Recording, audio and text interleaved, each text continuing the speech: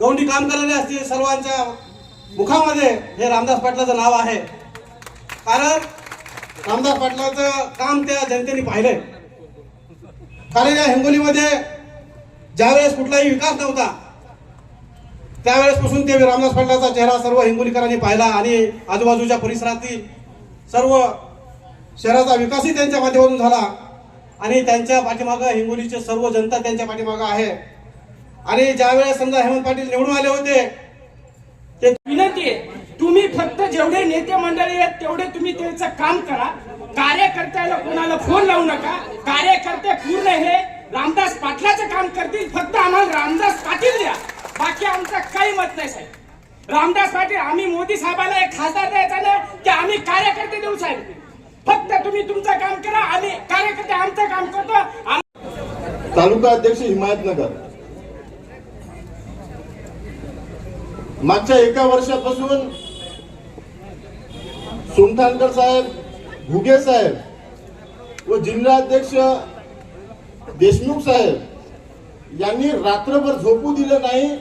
ज्या तालुक्यामध्ये काही काम नव्हतं तो काम हिमायतनगर तालुक्यामध्ये भाजप आज 1 नंबरवर आहे।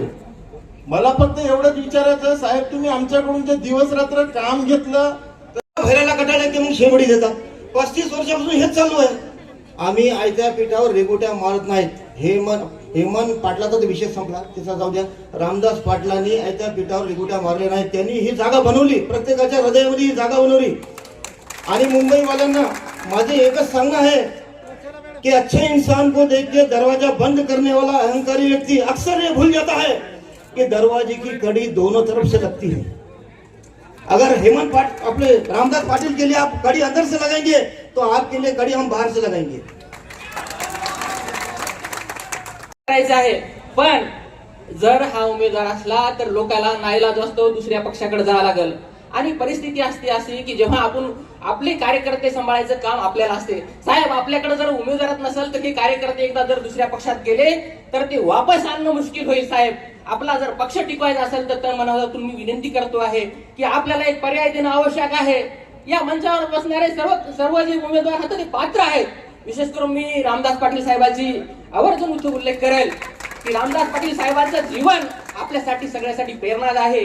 रामदास पाटील साहेबांना त्यांची असलेली सनदी नोकरी सोडून आपल्यासाठी या पक्षासाठी रात्रंदिवस काम करणारा नेता मी आतापर्यंत पाहिला नाही। अशा लोकांकडे पाहूनच आम्ही सुद्धा राजकारणात आहे। या लोकांना असे माणसं पक्षाने जपले पाहिजे।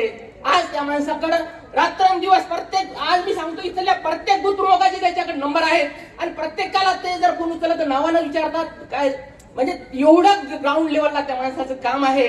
सगळ्यांना कळकळीची विनंती आहे साहेब, इथली निवडणूक हिंगोली मतदारसंघ जर आपली मैत्रीपूर्ण लढत झाली तरी चालेल। आपली ताकद